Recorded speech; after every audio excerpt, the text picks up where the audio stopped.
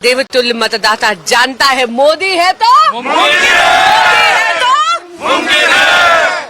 आज दिल्ली के देवतुल्य मतदाता के समक्ष बस ये कहूंगी, आपका ये जनादेश सर माथे, एक एक संकल्प जो भारतीय जनता पार्टी ने लिया है वो अपने कर्मठ विधायकों के सिर पर हम इसको सिद्धि तक लेके जाएंगे। आदरणीय प्रदेश अध्यक्ष वीरेंद्र सचदेवा जी, आदरणीय राष्ट्रीय अध्यक्ष जेपी नड्डा जी, जय पांडा जी, अलका गुर्जर जी, अतुल गर्ग जी, सबका बहुत बहुत आभार। ये जो भरोसा दिल्ली ने भाजपा में दिखाया है, हम इसे शर्मिंदा नहीं होने देंगे। नरेंद्र मोदी जिंदाबाद, नरेंद्र मोदी जिंदाबाद, भारतीय जनता पार्टी जिंदाबाद, उमंग बजाज जिंदाबाद, जय श्री राम, जय श्री राम। काफी जीते हैं लेकिन नई दिल्ली बेस्ट परफॉर्मिंग लोकसभा भी रही है, इसके पीछे आप क्या वजह मानते हैं? देखिए, ऐसा है, हम सातों सांसद नहीं, हम सातों सांसद नेतृत्व हमारी बिल्कुल नहीं, इनकी बात पे मत जाइए। बांसुरी दीदी को जय श्री राम। हम सातों सांसद आपस में हम 7 बहन भाई हैं और मैं आपको बताऊं कि 68 सीटों पर कमल लड़ रहा था। ये नरेंद्र मोदी जी के संकल्प पर, आपको याद होगा उन्होंने अपने भाषण में कहा था, दिल्ली के सपनों को साकार करने के लिए मैं अपने आप को खपा दूंगा। उनके इस वाक्य पे दिल्ली की जनता ने अगाध विश्वास दिखाया है। दिल्ली में भी अब डबल इंजन की सरकार का जलवा होगा, दिल्ली भी अब प्रगति के पथ पर अग्रसर होगी। बड़े नेताओं ने धूल चाटी है, अरविंद केजरीवाल भी चुनाव हार गए, नई दिल्ली लोकसभा के अंदर उनकी विधानसभा।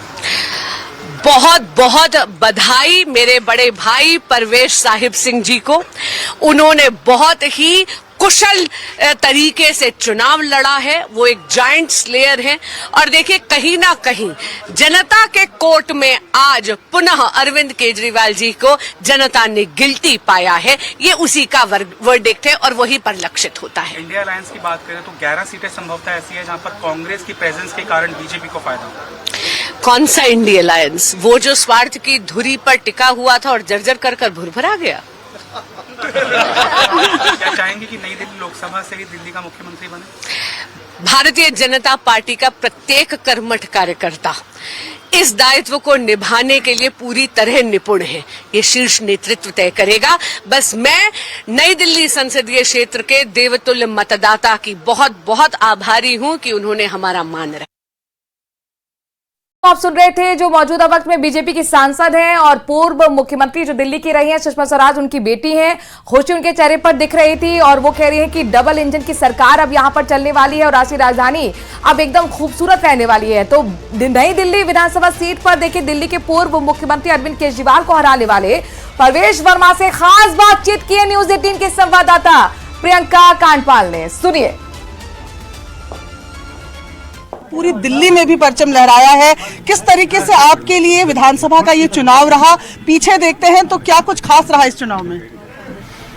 मैं सबसे पहले तो दिल्ली की जनता का हृदय से उनको बधाई देता हूं, उनको धन्यवाद करता हूं। मेरे नई दिल्ली के सारे मतदाताओं का धन्यवाद करता हूं कि उन्होंने मेरे ऊपर में विश्वास जताया है।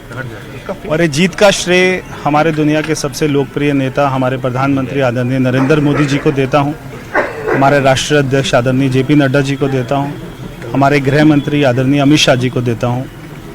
और इस बार दिल्ली में अच्छी सरकार बनी है, ऐसी सरकार बनी है जो भारत सरकार के साथ मिलकर दिल्ली में अच्छे काम करेगी। ये मैं दिल्ली की जनता को विश्वास दिलाता हूं। जैसे कि आप लोगों ने कहा था कि जैसे ही आपकी सरकार बनेगी, जो पहले कैबिनेट होंगे उसमें सीएजी रिपोर्ट्स को रखा जाएगा, जो वादे आप लोगों ने महिलाओं से जुड़े किए हैं वो रखे जाएंगे। तो किस तरीके से आगे की प्लानिंग को हम देखें? देखिए, हमारी सरकार बनेगी, पहली कैबिनेट मीटिंग में जो हमने वायदे किए सारे वायदों को पूरा करेंगे।